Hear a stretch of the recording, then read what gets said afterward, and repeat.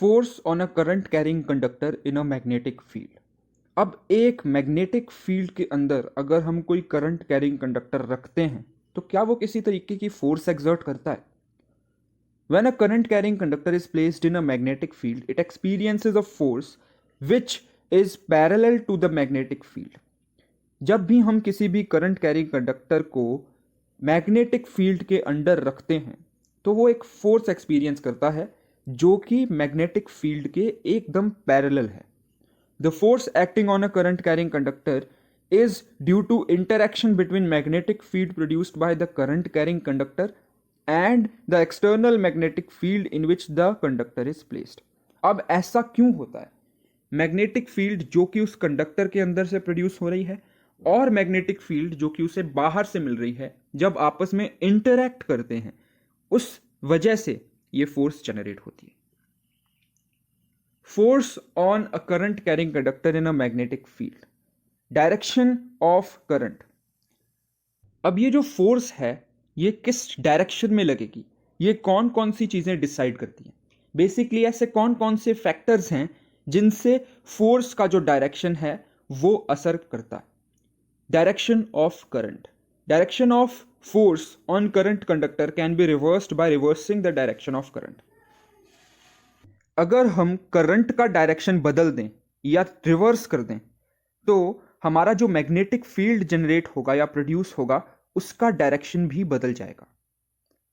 Direction of magnetic field. Direction of magnetic field के अंदर हमारी जो फोर्स है कंडक्टर की that can be reversed by reversing the direction of magnetic field.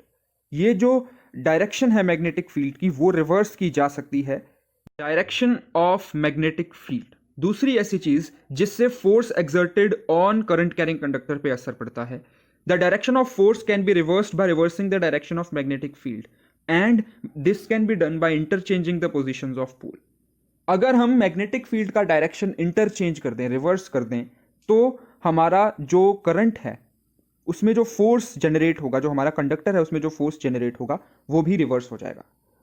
Force of the conductor is maximum when the direction of force is at right angle to the direction of magnetic field।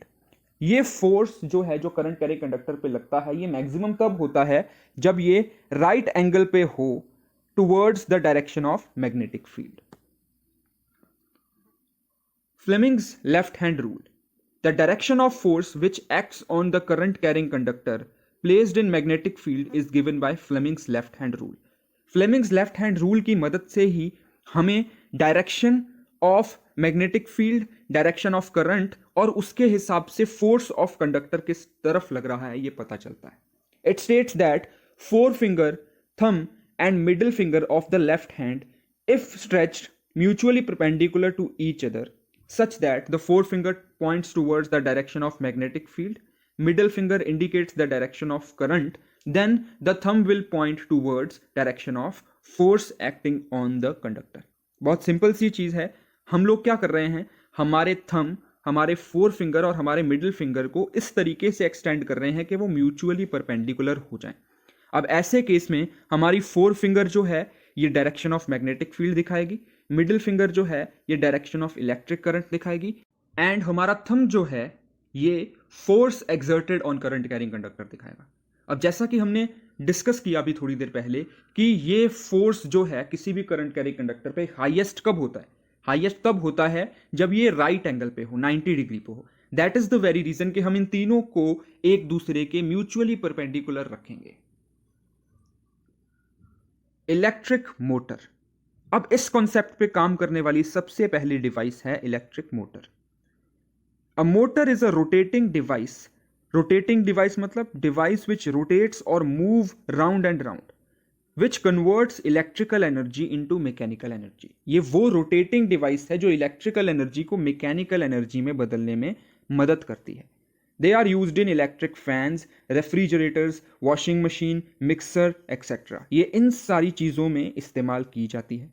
Electric motor works on the basis of rule suggested by Mary Ampere and Fleming's left hand rule। Mary Ampere और Fleming's left hand rules के हिसाब से काम करने वाली ये device है। Principle of motor। Motor works on the principle that when a rectangular coil is placed in the magnetic field and current is passed through it, the force acts on the coil which rotates it continuously. अभी अभी हमने force exerted on a current carrying conductor का concept पढ़ा. उसी concept को apply करते हुए electric motor को काम में लाया जाता है. इसके अंदर एक रेक्टेंगुलर कॉइल प्लेस किया जाता है जो कि अपने मैग्नेटिक फील्ड से एक फोर्स जनरेट करता है when current passes through it. अब ये फोर्स ही इसके कंटिन्यूअस रोटेशन की वजह है. अब ये कैसे होता है, एक बार इसके बारे में बात करते हैं. तो चलिए अब हम जरा बात कर लेते हैं पार्ट्स ऑफ इलेक्ट्रिक मोटर के बारे में, कि इस इलेक्ट्रिक मोटर के अंदर कौन कौन से पार्ट्स हैं जो इसके वर्किंग में मदद करते हैं. अ simple motor has the following parts. A power supply, mostly DC for simple Motors. किसी भी इलेक्ट्रॉनिक अप्लायंस के अंदर मोस्टली दो तरीके के पावर सप्लाईज होते हैं, एसी एंड डीसी. अब ये दोनों क्या हैं और ये कैसे काम करते हैं हम आगे के चैप्टर में डिस्कस करेंगे. फिलहाल हम जरा बात कर लेते हैं इसके बाकी के पार्ट्स की. Field magnet, it could be a permanent magnet और an electromagnet depending on the condition. An armature और rotator, a commutator, brushes and axle. सबसे पहले power source. A simple motor usually has a DC power source. DC मतलब होता है direct current. Direct current मतलब कि सीधा इसके अंदर जो करंट फ्लो करता है. It supplies the power to motor, armature और फील्ड कॉइल्स. ये हमारे मोटर के अंदर आर्मेचर को और फील्ड कॉइल्स को पावर सप्लाई करता है. Commutator, it is the rotating device of armature coil with a stationary circuit. Armature coil के अंदर कम्यूटेटर एक रोटेटिंग कॉइल होता है. Commutator is the rotating interface of armature coil with a stationary circuit. Commutator वो rotating interface है armature का जिसके अंदर एक स्टेशनरी सर्किट होता है. यानी कि मोटर के अंदर बाकी के सारे हिस्से स्टेशनरी हैं. Commutator is the portion that keeps rotating. Field magnet, the magnetic field helps to produce a torque on rotating armature coil by the help of Fleming's left hand rule. अब हर एक इलेक्ट्रिक मोटर के अंदर कुछ field magnets लगाए जाते हैं ताकि इसके रोटेशन में जनरेट करने वाली फोर्स मिल पाए, वो टॉर्क मिल पाए, जिसकी application Fleming's left hand rule के हिसाब से की जाती है. Armature core, it holds the armature coil in place and provides mechanical support. ये आर्मेचर कॉइल को उसकी जगह पे होल्ड करके रखने में मदद करता है और उसे मैकेनिकल सपोर्ट प्रोवाइड करता है. Armature coil, it helps the motor to run. Motor armature coil की मदद से चलती है. Brushes, it is the device that conducts current between stationary wires and moving parts, mostly the rotating shaft. ये वो device है जो करंट को कंडक्ट करती है स्टेशनरी वायर्स और मूविंग पार्ट्स के बीच में से. Insulated copper wire, a rectangular coil wire ABCD इसके अंदर प्लेस किया जाता है. Magnet poles, a magnet as placed above north pole and south pole, this creates the magnetic field. जो मैग्नेट इसके अंदर प्लेस किया जाता है वही इसके अंदर मैग्नेटिक फील्ड बनाने के लिए रिस्पॉन्सिबल होता है. Split rings, it acts as a commutator which reverses the direction of current. ये डायरेक्शन ऑफ करंट को रिवर्स करने में रिस्पॉन्सिबल होता है. Axle, the split rings are placed on the axle which can rotate freely. ये split rings axle के ऊपर placed होते हैं जो कि फ्रीली रोटेट कर सकते हैं. Now let's discuss the working of motor. In an electric motor, a rectangular coil is suspended between the two poles of magnetic field. The electric supply of the coil is connected with the commutator. किसी भी electric motor के अंदर एक rectangular coil को दो magnetic poles के बीच में रख दिया जाता है और उन्हें कम्यूटेटर के साथ कनेक्ट कर दिया जाता है. The electric supply is actually connected with commutator. अब होता क्या है, commutator is a device which reverses the direction of flow of electric current through a circuit. commutator एक ऐसे डिवाइस है जो डायरेक्शन इलेक्ट्रिक करंट के फ्लो की रिवर्स कर देता है किसी भी इलेक्ट्रिक सर्किट के अंदर. When electric current is supplied to the coil of electric motor, it gets deflected because of magnetic field. As it reaches the halfway, Split rings, which act as commutator, reverse the direction of flow of electric current. This reversal of direction of current reverses the direction of forces acting on coil as well.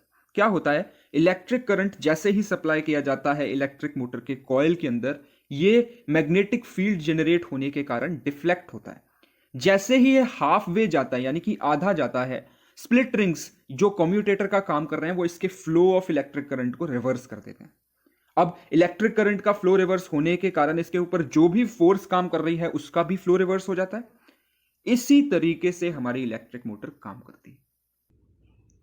Now as we can clearly see, both the magnets are placed parallel to each other. दोनों magnets को हमने एक दूसरे के आमने सामने रखा है, and that two opposite poles are facing each other. ऐसे केस में होगा क्या, इन दोनों मैग्नेट्स के बीच में एक मैग्नेटिक फील्ड बनेगी. Now this magnetic field will lead to attraction. अगर इनके बीच में हम कुछ भी छोटा सा, फॉर एग्जाम्पल अगर हम एक आयरन वायर रख देते हैं, that will attract towards the force, that will tend to move towards the force.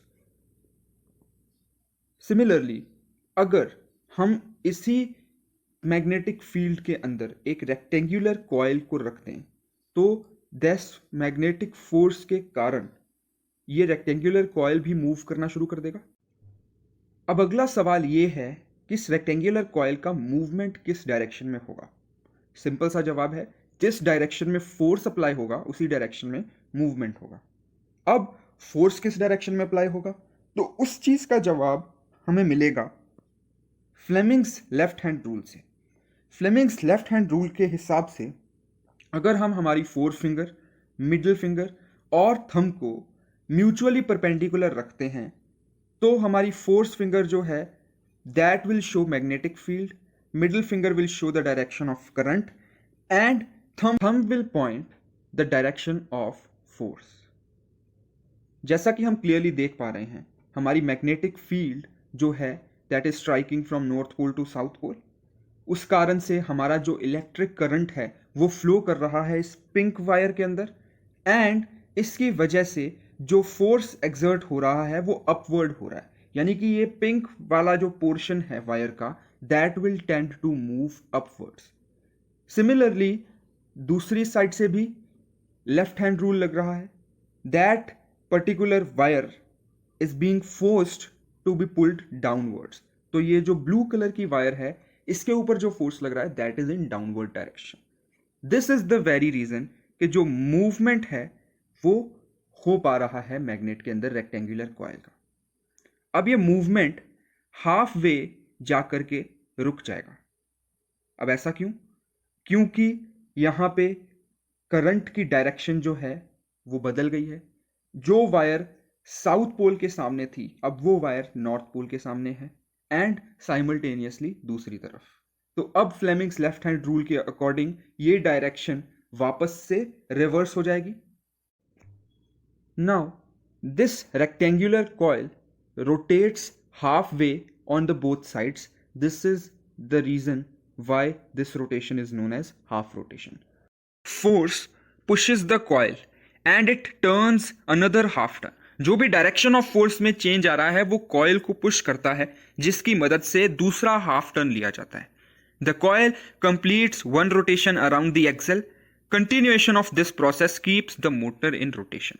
जो कॉइल है वो एक रोटेशन इसी प्रोसेस से, इसी मूवमेंट से पूरा करता है, और जब ये कंटिन्यूसली होता रहता है तब हमारी मोटर के अंदर ये रोटेशन होता है. Electric motor is used in variety of applications. Some of them are listed below: drills, water pumps, hard disk drive, washing machine, industrial equipments, and even garden equipments, vehicles, medical equipments, pumps and compressors. All of these consist of electric motor. यानी कि अगर हम clearly ध्यान से observe करें तो हमारे आसपास ही ऐसी बहुत सारी डिवाइसेस हैं जो इलेक्ट्रिक मोटर के जैसे चलती हैं या इलेक्ट्रिक मोटर के एप्लीकेशंस पे काम करती हैं.